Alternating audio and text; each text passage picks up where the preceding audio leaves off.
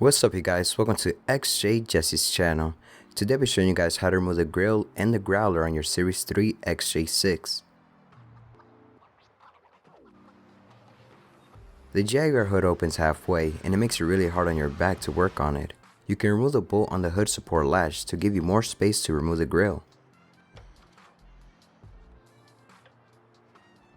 Remove 4 11mm bolts.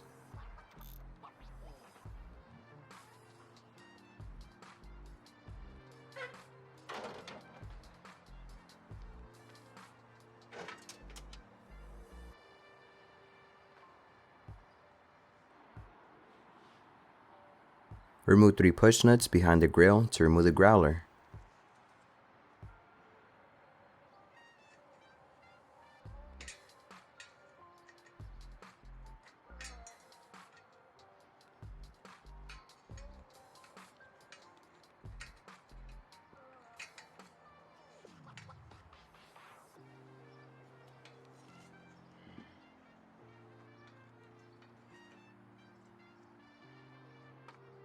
If you guys found this video helpful, please select the like button. Thanks for watching you guys, and I'll see y'all in the next one.